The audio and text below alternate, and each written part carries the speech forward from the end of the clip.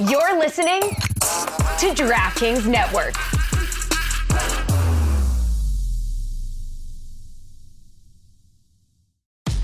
Behind those cozy nights at home, thousands of employees at BP go to work every day. People producing more U.S. natural gas. People building grid-scale solar capacity. People turning landfill waste gas into pipeline-quality renewable natural gas. And people delivering all of that power where it's needed. They're part of the more than 300,000 jobs BP supports across the country. Learn more at bp.com/investing in America. Shadow Show. Shadow Show. Shadow Show. Shadow Show. Shadow Show. Shadow Show. Shadow Show. Shadowing it. I don't exactly speak the same language as Roy, so when I see him today in the big seat and he's had 7 days off and I say, happy to see you, I've missed you, he doesn't believe me. Well, he has good reason. What do you mean he's got good reason? I mean, he's on the schedule. I mean, once every 7 days or so. He was on vacation. He wasn't off the schedule. He's vacationing, and I missed him, and we missed him, and I said that I missed him, and he didn't believe me. Well, no, I don't. Is that not classic Roy? I mean, is that not a communication problem? No, I mean, you said it. You said it in English. I understood you, but no, I didn't. I didn't believe you. Sorry. Okay, but I meant it. You've known me to be insincere in this regard. No, I've showered you with compliments when I knew exactly how many days you'd been gone, and I've missed you. I've been filled with longing, and today you're in the big chair, and I was happy to see you. You bring me, you know this, for a long time in that seat. You've brought me comfort for 20 years. You know this. So Yeah. I've missed you. Why would you not believe that? I believe that you are very sincere, but I'm not very used to getting compliments around here. So, yeah. This is not a good complimentary place. This place is very bad for compliments, I would say. He just missed you, Roy. That's what he's trying to say. I appreciate that. We all have our questions, but, Dan is a sincere guy, and he said he missed you. So I believe him. Roy, why is Billy's thumb down behind you? What just happened with your Because thumb? he probably doesn't believe you. No, the TV was asking if someone was sitting next to me, thumbs up or thumbs down. I said thumbs down. So Billy and Jessica got the entirety of the back row. No encumberments. No, Mike Ryan has been banned for another day, so the college football's all going to come from over there. Do you miss him? The college football, no. But Jessica's coming. But Jessica hasn't had time to talk about this except for one segment with us in the last 2 days, so I imagine she's coming hot too. And I think the problem, Jessica, is that people are tired of hearing us talk like 4 days overdue on college, on the 12th or 13th best team in college football. We really broke out into a sports radio show around college football. So wait, the problem is that I wasn't on the schedule Monday, but I was on the show Monday. But you could have put me on the schedule Monday, and then we would have just done it on Monday. But we don't have to do it today. We could just move on. I'm fine with that. Yeah, I missed you, Jess. I missed you. Thank you. Yeah. All right, we've got Genesis. Is she here yet today? God, I hope so. I miss her. Yeah. Okay. All right. We got to see if Jessica. We've got to see if Genesis is ready to go because I've got some tension here with Stugotz. I want Stugotz to do Genesis. He doesn't want to do Genesis. We'll see if I can talk him into it. Historically, I am not able to talk Stugotz into much of anything. This is the Dan Le Batard Show with the Stugotz podcast. Today's episode is sponsored by DraftKings. Stay tuned because you'll hear more about DraftKings and all it has to offer throughout the show. DraftKings, the crown is yours. All right, this isn't the way to do this for poor Roy, getting into the chair after 7 days off when I've missed him. He gets in the chair, and they're counting me in, 9, 8, and Roy is like, none of my shit works. Yep. My regular headset for executive producer has died on me. All right. So I'm on board All right. So that's a good thing to learn from Robert 9 seconds before going live. Nothing can go wrong there when you're in charge. Awesome. It's great to see Robert scurry in and out of the room. Get total confidence when I look up and see that we're in the steady care of Roy and Jeremy as some sort of green witch situation. I will say that Robert is a very comforting presence, though, here at Meadowlark Calming Media. presence, Robert. Yeah, no I never doubt see him about it. panicked. Right. Yep. Agreed. Never sweats. He handled that with great grace. 9 seconds out as Roy just barked at me. And I'm getting the countdown. None of my shit works. and we're going live. Not the best way to handle all of this. We will move on nonetheless. Stugotz, we've got a bit of an issue. Okay. Over, as often happens when David Samson bounces against the things that we do here. Parts of our audience recoil because they don't like the corporate things that Samson represents. And so sometimes when he comes down for the entirety of a week, onboarding him can be tricky. But this week, what we have is a genuine national baseball insider. He is a star at CBS. His baseball information is something that people go seeking because his expertise in baseball is very strong, and he talks about stuff in a way that knows the business a lot better than most people. And we've got him locked up in another room all week. And baseball's going crazy because it seems like the Yankees just spent money to win yesterday's PR with an injured pitcher, because now it's just that was a make good, yeah. Now it's just the Yankees spending $200 million for PR, even though it's a broken arm. Like, you tell me if I'm wrong, David. Can we go to David here in the other room right now, or your shit doesn't work on that either, Roy? We are getting that set up for you right now. All right, Robert. Calm as a cucumber. All right. Yep. Robert is not in there, and nobody is ready, and that's all good work at the start of our show. Excellent. I'm glad we were all ready to do this like I asked for before the show. A hot dog? I don't know what he's eating. It seems like it's it's a hot dog. Is it? French toast sticks doused in syrup, maybe? Yes. A massive bag of candy as well. I mean, what is happening? How do you guys imagine you would eat if COVID had taken your sense of taste? Don't you all feel like you'd be eating vegetables and healthy food instead of candy and French toast? Do we all not? Do you not think if I took away your taste, would you not suddenly have a diet that was 100% clean? But doesn't sugar still do something to your brain when you eat it, even if you can't taste it? Like, don't you get a dopamine rush or an energy rush from it?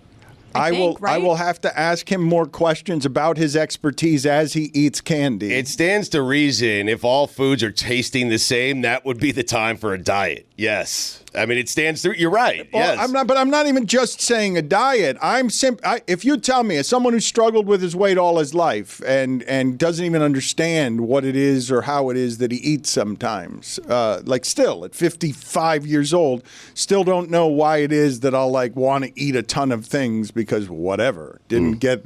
The food was love in my childhood. I don't know what it is. Right. If you told me that I lost taste, it would be a mixed blessing and curse. I would hate that I wouldn't be able to enjoy food, but it would be an instantaneous diet where I would only eat the right things, I think, for the rest of my life if I could not taste. Is that not something that goes without saying? Because I'm surprised that Samson's gone the other way on this. He's still eating junk. Yeah, but he weighs 84 pounds. But he could be eating healthy things. He could be eating things that are fuel for his body, and he's still eating shit, and I don't understand it. It seems hugely self-destructive. I disagree. Dan, when you're sick and you lose your sense of smell and taste, do you only eat steamed broccoli every day?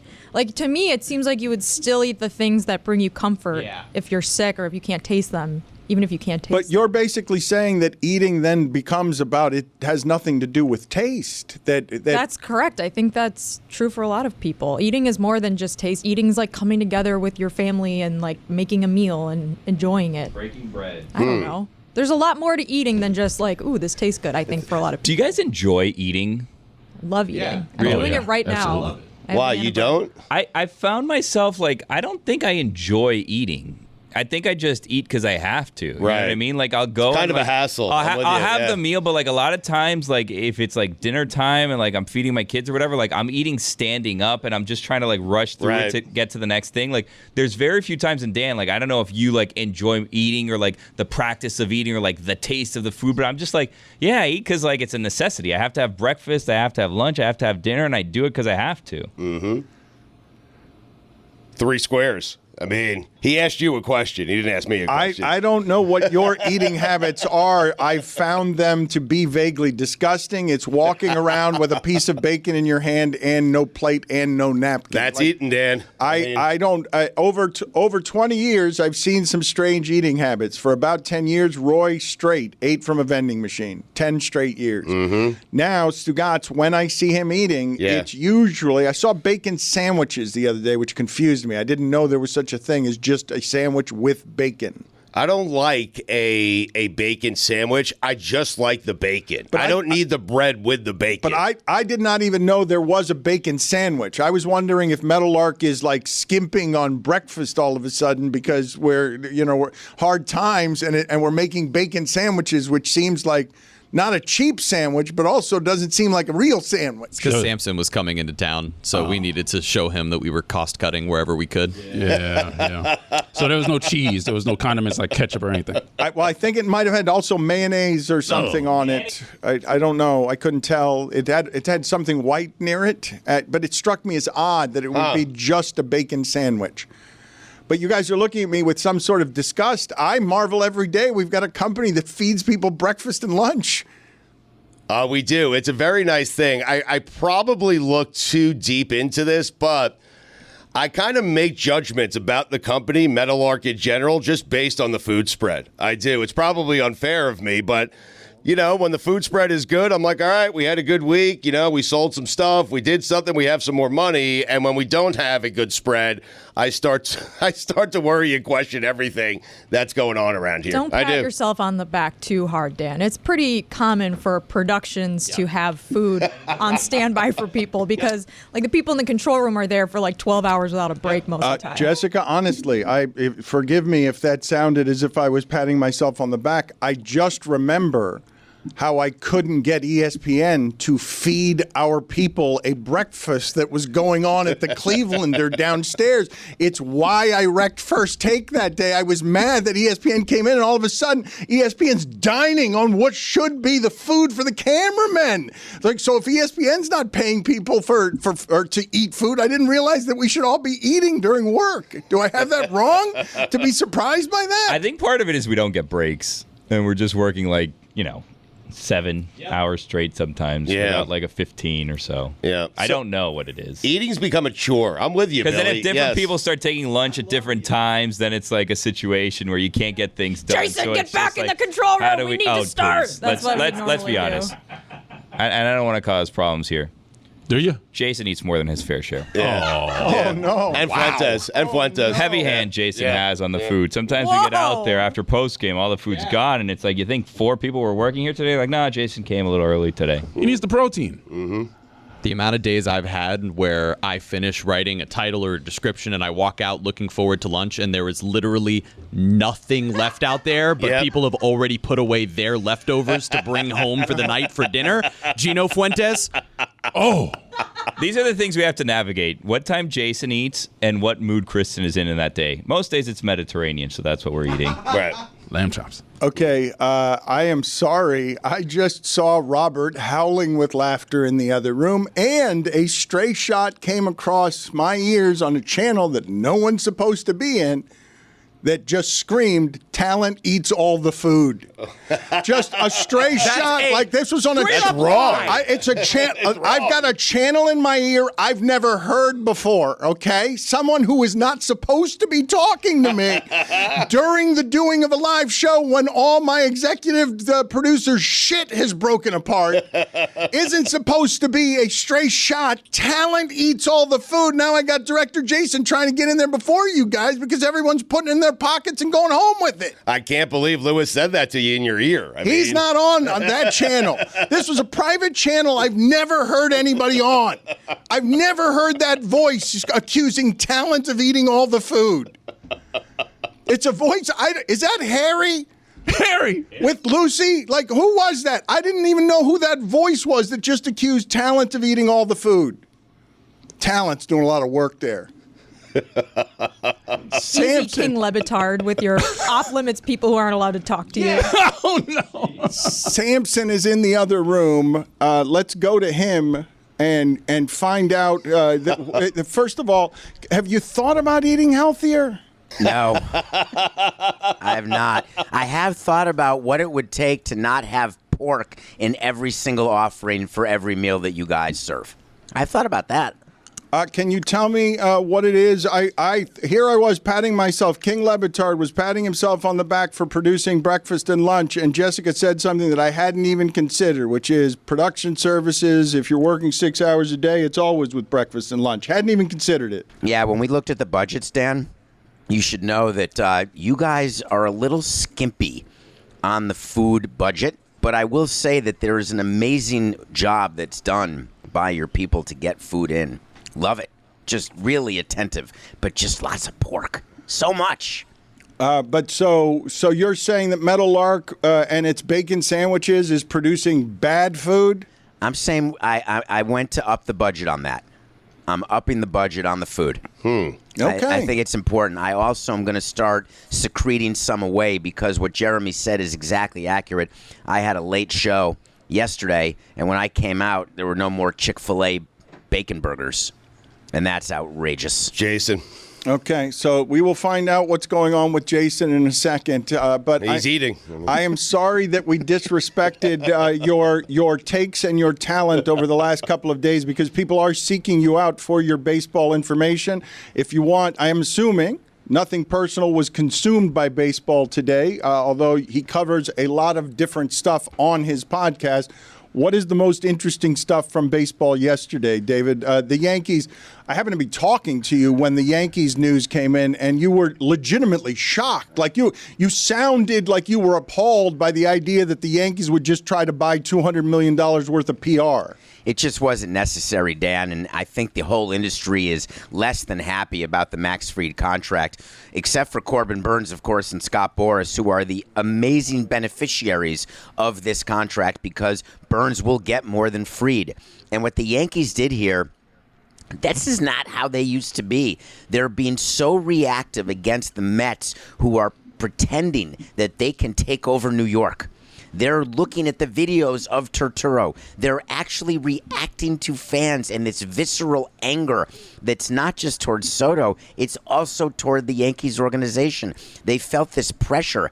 And one day after Brian Cashman said, we're not going to be drunken sailors, he was worse than a drunken sailor. He was a blackout drunken sailor. And when that happens, nothing good happens after that. So the rule is you do not mix alcohol and Adderall. You do not mix a long-term contract after you lose another long-term contract because you lose every time.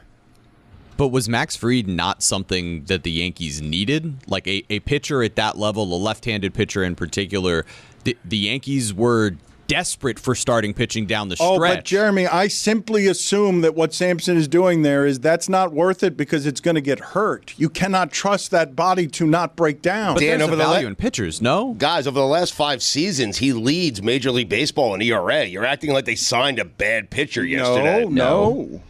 I'm not, Stu. I'm not acting like he's a bad pitcher at all. I'm telling you that there are stats that were given inside, and I wish that I had kept the slides. If I had known that I was going to lose my job, I may have kept all sorts of materials and walked out the door with it.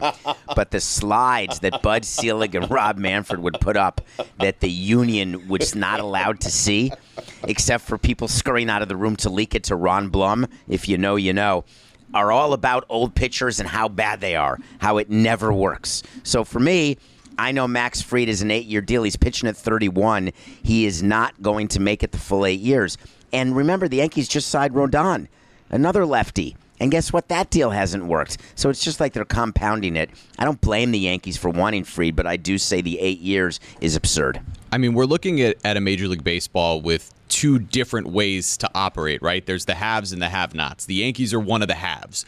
And so if they want, with their ownership group, to spend money sort of recklessly with the idea of all we need is one World Series in this contract. We need to get to and win a World Series. We were there last year. Now we lose Juan Soto. What do we do next? Let's go acquire another arm that, if healthy, is one of the very best pitchers in Major League Baseball. They were dealing with injuries with Rodon last year. They were dealing with all sorts of injuries to their starters and their relievers. They figured out a way to get there, and their view must be Cole, Fried, Rodon, continued, is good enough to get them to where they want to be, they can spend as much money as they want. There's no cap.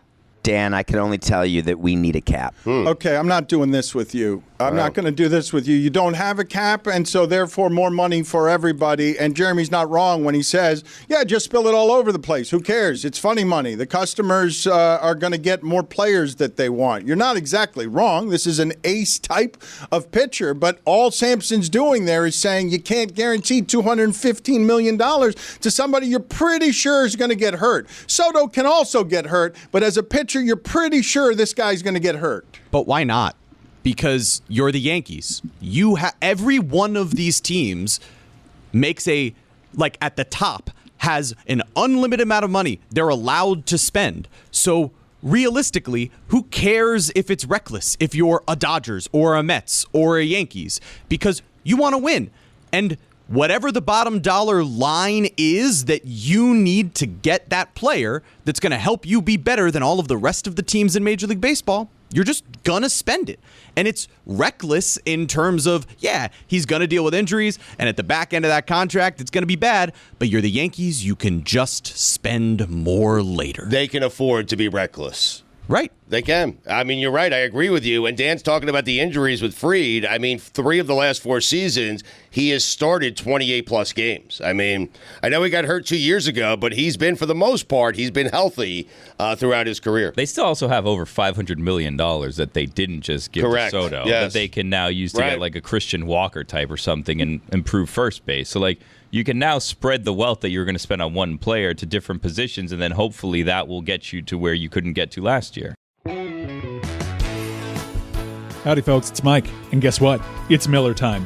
The holiday season brings around lots of joy and also lots of family gatherings at your home. You're inviting people in there. You want to make sure they're happy. Why don't you make their time at your place a Miller time? Pass around that beautiful white can of triple hops brewed Miller Lite and watch the smiles adorn those faces. Make Miller Lite the official drink, the official beverage of your holiday get-together. You know why? Because it is a perfect beer for the holiday season. You'll take a sip, you'll look around, and you'll think immediately, yeah, I made the right call. It's got taste that you can depend on. No games, no gimmicks, just great beer for people who like beer. Making memories at year-end gatherings? Tastes like Miller time! Go to MillerLite.com/Dan to find delivery options near you. Or you can pick up some Miller Lite pretty much anywhere they sell beer. Celebrate responsibly. Miller Brewing Company, Milwaukee, Wisconsin. 96 calories and 3.2 carbs per 12 ounces. Fewer calories and carbs than premium regular beer. Stugotz here. Nothing delivers comfort and joy quite like the unrivaled quality and taste of Omaha Steaks. It's guaranteed perfection in every single bite, and right now, you could save on unforgettable gifts with 50% off site-wide at omahasteaks.com. Plus, scored extra $30 off with promo code Dan. I love Omaha Steaks. First off, I love them for myself. Secondly, it's a great gift. Oh, I love those fillets. They're fantastic. With 5 generations of experience, they consistently deliver the world's best steak experience, and the gifting experts at Omaha Steaks have made it easy to deliver the perfect gift with thoughtfully curated gift packages featuring gourmet favorites. From legendary steaks to mouth-watering desserts and more, save 50% off site-wide for limited time at omahasteaks.com. Plus, our listeners get an extra $30 off with promo code Dan. That's 50% off at omahasteaks.com and an extra $30 off with promo code Dan. Minimum purchase may apply. Stugotz here. Nothing delivers comfort and joy quite like the unrivaled quality and taste of Omaha Steaks. It's guaranteed perfection in every single bite, and right now, you could save on unforgettable gifts with 50% off site-wide at omahasteaks.com. Plus, scored extra $30 off with promo code Dan. I love Omaha Steaks. First off, I love them for myself. Secondly, it's a great gift. Oh, I love those fillets. They're fantastic. With 5 generations of experience, they consistently deliver the world's best steak experience, and the gifting experts at Omaha Steaks have made it easy to deliver the perfect gift with thoughtfully curated gift packages featuring gourmet favorites. From legendary steaks to mouth-watering desserts and more. Save 50% off site-wide for a limited time at omahasteaks.com. Plus, our listeners get an extra $30 off with promo code Dan. That's 50% off at omahasteaks.com and an extra $30 off with promo code Dan. Minimum purchase may apply. Dan Le Batard. It sounds to me like everybody could use a hug because a hug is always the right size. Stugotz. All I have put in my body today is 3 cups of coffee and an entire cup of honey. Go to the penalty box. Don't let him fool you. He said in the break that he's jittery. This is the Dan Le Batard Show with the Stugotz.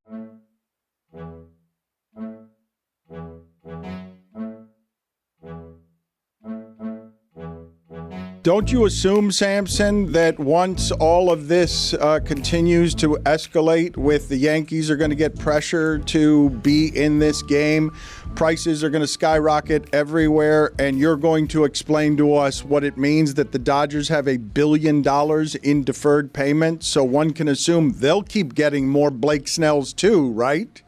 They certainly have the opportunity, but I want to remind everybody that we've been talking about this for 25 years. And 25 years, thank you for having me in this room. Wait a minute. Why did that just happen? Hold on a second. Explain to me how we could be such an unprofessional organization.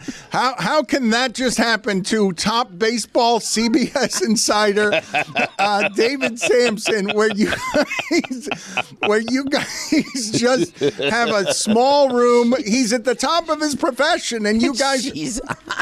She's on the floor in the corner under the table. This is not appropriate. You are not respecting... My hands are right here. I did not put baby in a corner. This is a professional environment, and you guys need to get out of the camera shot. Izzy, get the hell out of the camera shot. Everybody get your shit together. And David, baseball's finances are making it so that... Dan, she's trying to do her job. Our green room is also the makeup room because we don't have a dedicated makeup room. And Jessie is just in there. She's trying to go pick up her kid from daycare with all her makeup, and it's stuck there being held hostage by David. By me. Jessica, this was my choice to be in here eating meat with potatoes and having candy. This is really what I wanted to be doing. Well, now I'm much happier. Don't put your hand in there. Do not put your hand in there. Do not. Okay, do not. wait a minute. We're talking about a candy bag. You just touched her hand. All right, look, now wait a minute. Now we've now had look enough. at now. Go to a commercial.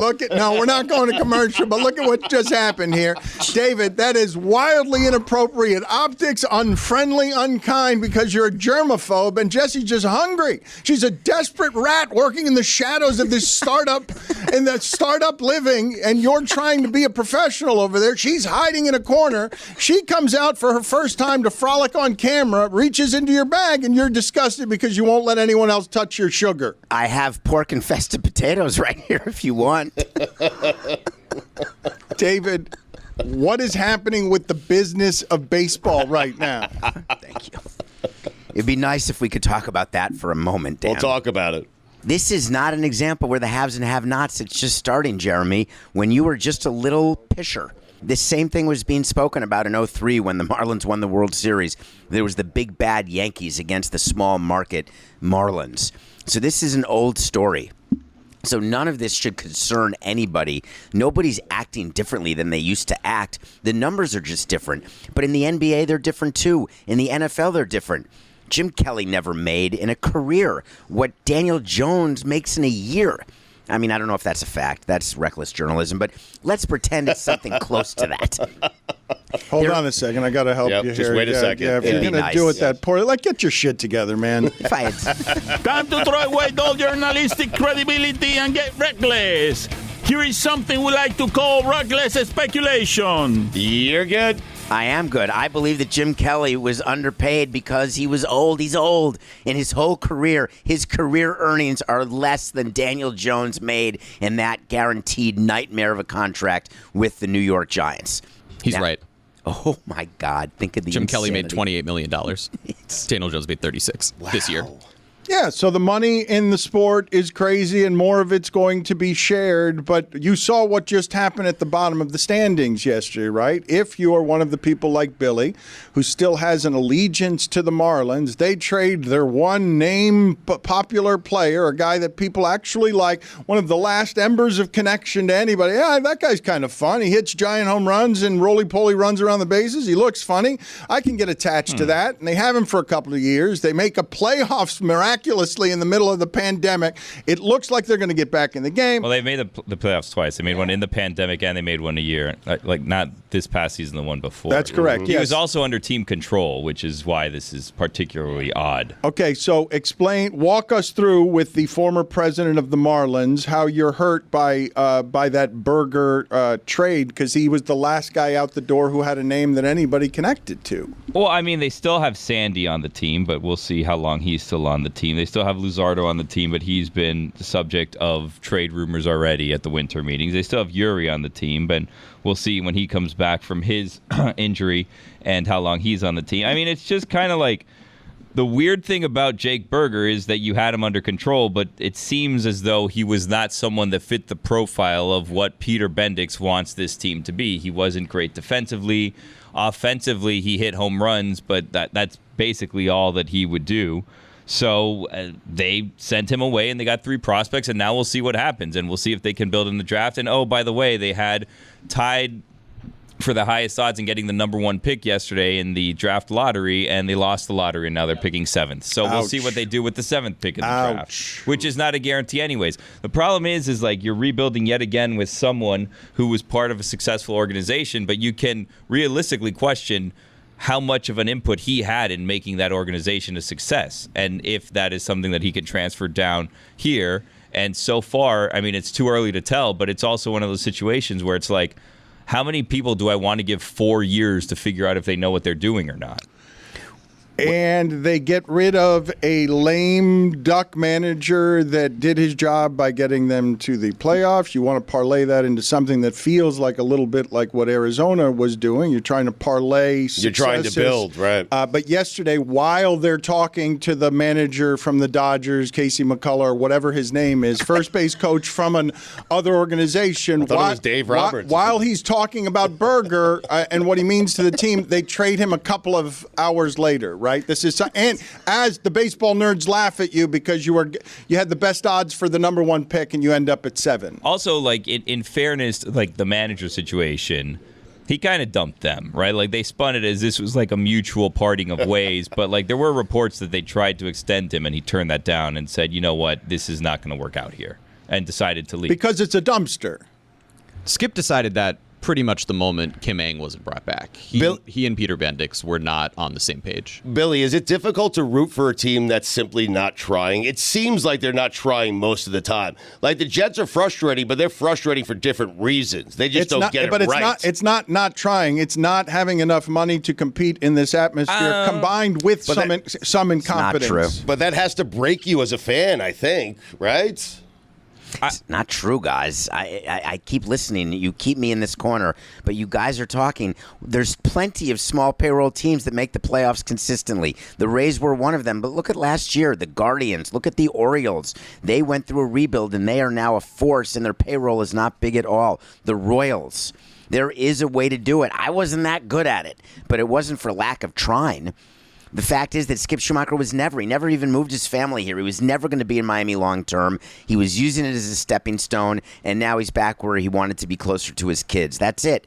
Peter Bendix was hired solely to do what the Rays do. This is what the Rays do. They don't get attached to any player. So you guys better get used to it. Will he be able to succeed? We'll wait to see, but Peter Bendix has the full support of Bruce Sherman, and he's doing exactly what he was told to do, trading away 4 years of control for a guy that just hits home runs once in a while, getting back 2 good infielders with 6 years of control each, plus a starting pitcher. You can bet your Bippy, you're going to make that trade every day. But just tell your manager about it. That makes it look unprofessional. Stop betting Bippies. It's the only thing I bet. And wait to see is one of the lamest catchphrases there is anywhere in catchphrases. Thank you for your support. Just wait to see is useless as a take. It really is. Wait to see. Okay, thanks for nothing. Well, we talk about putting a salary cap in baseball, but should there be a salary cap floor and make some of these low bargain or low budget teams start spending more? There'll have to be, Roy. You can't have a cap without a floor.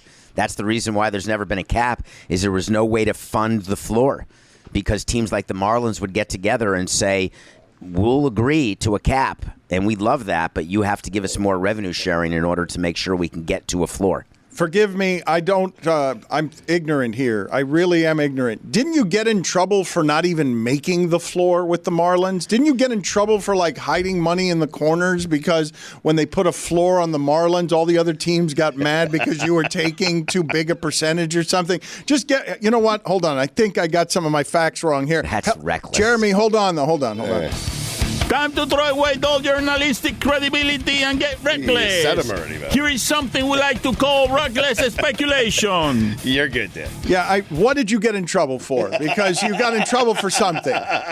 We've never actually disclosed it, but I'm ready to disclose it right now. Really? Okay, Jeremy, look this up to see what we can cross-check against what the other teams were mad at you guys because you were not reaching the floor. Stop speculating with you're just wrong. It was the union. The union filed a grievance against multiple teams. The Marlins were one of them.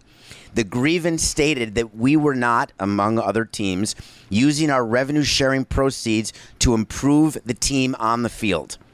So we had a deal with the commissioner, and the deal was that we will sign, and his name was Josh Johnson.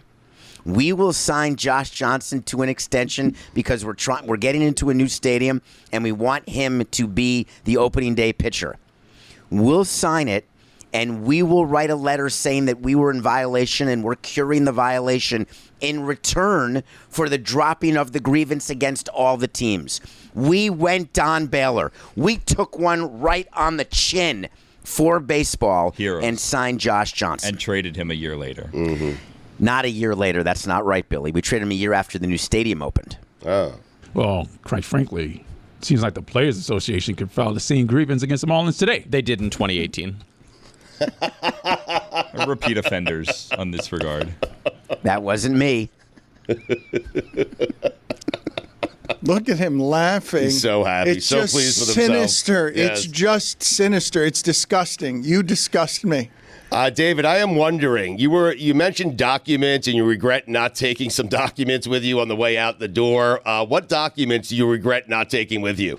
It's a good question. That is, thank you, Stu. All of the stuff that we would get at owners' meetings, we and I have files of them, and I meant to take them as Jeter was walking into Marlins Park and I was walking out.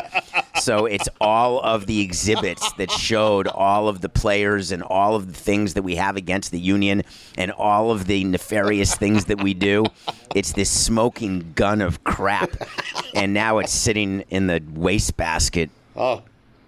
It's very sad. I thought I heard David also, and I don't know if this was from you or from someone else, that you also had like a personal vault with collectibles that you did not take on the way out that remained behind. Is that so? That's yes. He's an insider, David. Wow. Wait a minute. Look at what David has never been rattled, speechless, and you have look. David thinks the greatest currency there is information. You just looked into his soul and told him something that he did not know that you knew about him, and he thinks he outsmarts everybody. You just left him speechless. He was stunned. Where'd you get this information, Billy? Well, I'm going to tell you that. Give his sources. You have a safe full of curios that you left behind. Who's got them? It would have been Jeter, and then he got fired. So now it's whoever is the new person in charge, if they can ever find it. So I'm not talking about the treasure chest that we buried underneath the foundation, Billy. And I don't know. I assume you're referring to something that I didn't think anyone knew about, which is a locked, vaulted area at Marlins Park, where there's a bunch of franchise collectibles, really valuable franchise collectibles that Sherman and Jeter did not know about. They were not included in the transaction. And what happened is I left and I forgot to empty it. And then my ID didn't work. And there was nothing I could do. And so they're still there. Maybe. Unless you have them, Billy. I am shocked that you left that place without money, without things that have value, and without a smoking gun. That is unlike you, David Samson. It was a very difficult day. I was doing the full Jesse Eisenberg from the Social Network, just pressing refresh on the computer to make sure that Sherman's $1.2 billion had cleared. That's and I'm not kidding, Stu. That's how a deal closes. I know. When the money hits your account from escrow, that's when I was informed and told that I would walk out of the building and Jeter would walk in. So Jeter was in the parking lot. I was in my office. And once the refresh happened and the money hit, I got up and left. And I completely was so flummoxed that I left the vault. There's really good stuff in there, Billy, from the history of the franchise that I assume could have been in my room. Darn it. David, I cannot imagine the feeling of seeing $1.2 billion hitting a bank account. What was that moment like? So it's not how that works. It's not $1.2 billion, actually. That's the overall value of the team. It's much less than gets transferred on closing day. So it was only about $662 million that comes in. Poor David. And so it wasn't my account as much as it wasn't mine. So it does feel like a relief. It doesn't feel, it's just numbers on a computer. It feels very much like a relief because the concern was that Jeter and Sherman would have realized early that they were overpaying and not close. And then we would have been totally screwed. But I would have had the stuff in the vault.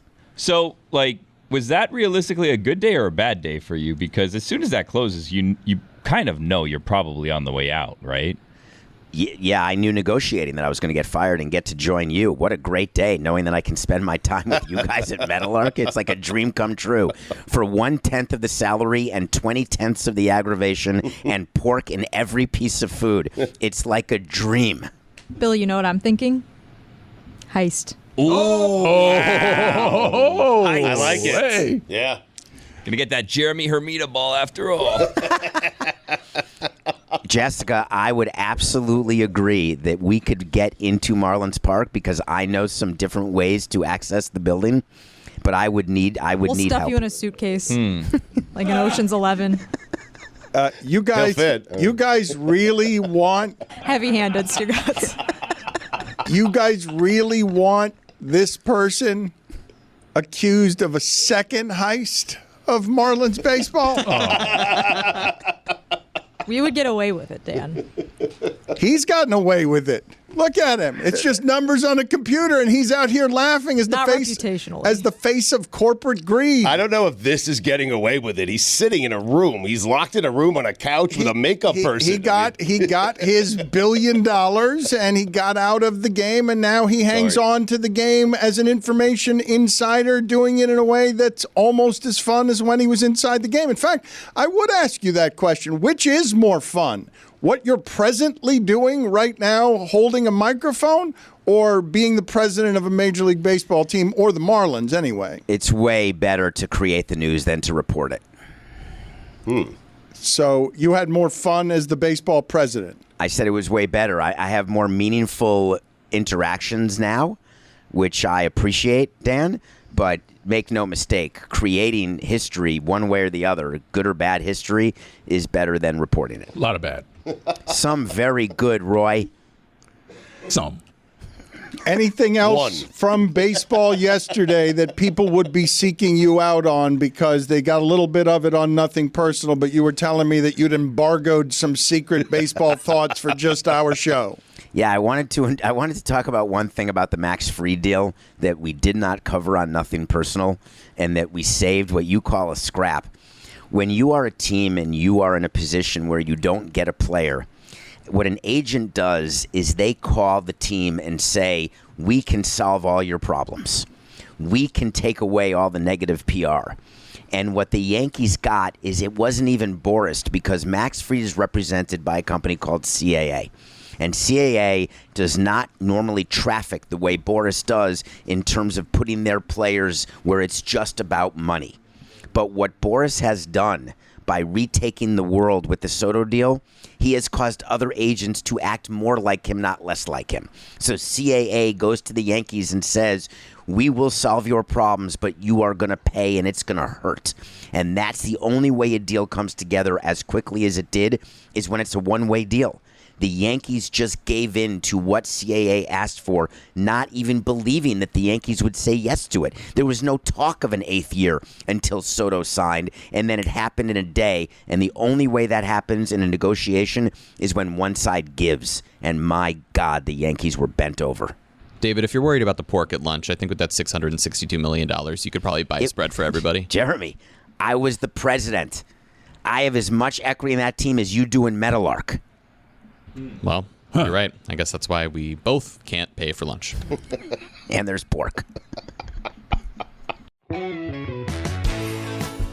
Howdy, folks. It's Mike. And guess what? It's Miller time. The holiday season brings around lots of joy and also lots of family gatherings at your home. You're inviting people in there. You want to make sure they're happy. Why don't you make their time at your place a Miller time? Pass around that beautiful white can of triple hops brewed Miller Lite and watch the smiles adorn those faces. Make Miller Lite the official drink, the official beverage of your holiday get-together. You know why? Because it is a perfect beer for the holiday season. You'll take a sip, you'll look around, and you'll think immediately, yeah, I made the right call. It's got taste that you can depend on. No games, no gimmicks, just great beer for people who like beer. Making memories at year-end gatherings? Tastes like Miller time! Go to MillerLite.com/Dan to find delivery options near you. Or you can pick up some Miller Lite pretty much anywhere they sell beer. Celebrate responsibly. Miller Brewing Company, Milwaukee, Wisconsin. 96 calories and 3.2 carbs per 12 ounces. Fewer calories and carbs than premium regular beer.